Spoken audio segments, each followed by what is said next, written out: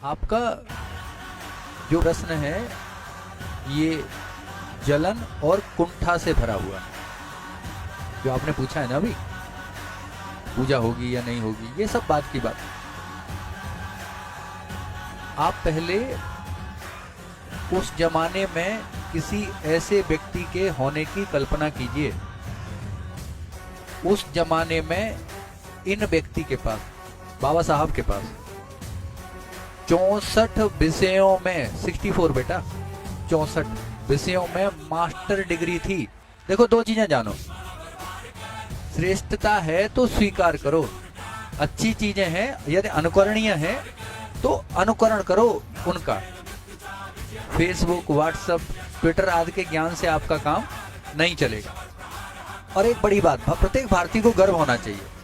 पुस्तक का नाम है वेटिंग फॉर ए वीजा। क्या नाम है पुस्तक का? Waiting for A visa. आप गूगल कर लेना इस बात को।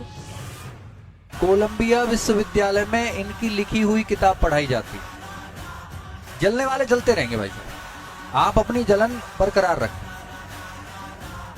जिसे तरक्की करनी है वो इन्हें पढ़ेगा, जिसे अवनति के पथ पर जाना है वो बहस करेगा। जो अच्छी चीजें हैं उन्हें स्वीकार करो। प्रत्येक भारतीय को गर्व होना चाहिए कि एक विदेशी अमेरिका के विश्वविद्यालय में एक भारतीय के लिखी हुई किताब, भारतीय के द्वारा लिखी हुई किताब सामाजिक दर्शन को दर्शाने के लिए आज भी पढ़ाई जाती है। 9 भाषाओं का ज्ञान था और आपको क्या ज्ञान है? लिख दूं, डाल दूं फेसबुक पे। एक बात और समझो, आप जितना आप तनाव बढ़ाएंगे जीवन में, पूजा की जाएगी कि नहीं की जाएगी, बड़ी अच्छी बात है, इसमें क्या बुराई है? जिसका जो मन, भारत स्वतंत्र देश है, करे, क्या प्रॉब्लम आ गई? अंबेडकर को पढ़ा किसने है? आप उनके बारे में जानिए, नहीं पता कौन सी किताब कब लिखी, क्या है उस किताब में, नहीं पता। लेकिन फेसबुक पे भाषण देने या कम्युनिटी में बैठ के उल्टी सीधी बातें करनी है। और आपको लग रहा होगा एक ब्राह्मण के मुंह से ऐसी बातें सुनना आपने उम्मीद नहीं की होगी। लेकिन यार एक बात तो मानो, आज आप इतनी सुविधाओं के होने के बावजूद वो नहीं कर सकते जो उन्होंने कुछ न होने के बावजूद किया था।